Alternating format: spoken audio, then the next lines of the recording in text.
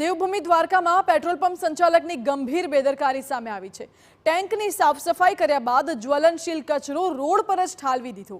જ્વલનશીલ પ્રવાહી રસ્તા પર ફેલાઈ ગયું હતું। જો કે એક યુવકે જ્વલનશીલ પ્રવાહીમાં દિવાસળી ચાંપતા આગ ભભૂકી ઉઠી। આગમાં 2 બાઇક અને એક કાર બળીને ખાખ થઈ ગયા છે। આ ઘટનામાં સીસીટીવી ફૂટેજ પણ સામે આવ્યા છે। ઘટના બાદ પેટ્રોલ પંપની ટેન્ક સફાઈ માટે આવેલા કર્મચારી હાલ તો ફરાર જોવા મળ્યા। महत्वનું છે કે ગંભીર બેદરકારી પેટ્રોલ પંપની ટેન્ક સફાઈ કરતા કર્મચારી અને સંચાલકની કહી શકાય, કારણ કે પેટ્રોલ પંપના ટેન્કની સફાઈ તો કરી, પરંતુ જે કચરો હતો, જ્વલનશીલ પદાર્થ હતો, તે રોડ પર જ એમને ઠાલવી દેવાયો, જેના કારણે ત્યાં આવેલા એક યુવકે દિવાસળી સળગાવી અને આગ ભભૂકી ઉઠી।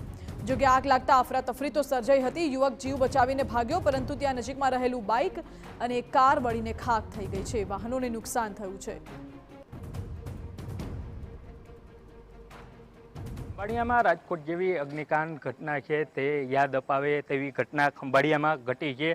ખંભાળિયાના જે ટાઉન હોલ વિસ્તાર છે તે ટાઉન હોલ વિસ્તારમાં એક ખાનગી પેટ્રોલ પંપ આવેલો છે। તે ખાનગી પેટ્રોલ પંપ સફાઈ થઈ રહી હતી તે દરમિયાન કોઈ અચાનક આગનો બનાવ બન્યો હતો। તે આગના બનાવમાં એક કાર અને 3 થી 4 જેટલા બાઇક છે તે સળગીને ખાખ થયા હતા। અને સ્થાનિક લોકોનું કહેવું છે કે આ પેટ્રોલ પંપ સાફ સફાઈ થઈ રહ્યો હતો તે દરમિયાન અચાનક આગ લાગી હતી ને તેને જ કારણે આ મોટી દુર્ઘટના સર્જાઈ હતી। પણ સદનસીબે આ ઘટનામાં કોઈ જાનહાની થઈ નથી। જય ગોસ્વામી, TV9 દેવભૂમિ દ્વારકા। બરાબર, ત્યાં ખાબચિયો ભર્યો હતો, પાણી આવતું હતું, વાસ આવતી હતી। પછી કાકાને કીધું, કાકા શું છે? તો કાકા કે ખબર નહીં, કે બાકસ લઈ ટ્રાય કરી, પછી પેટ્રોલ છે ને આગ લાગી ગઈ। પછી ખબર પડી કે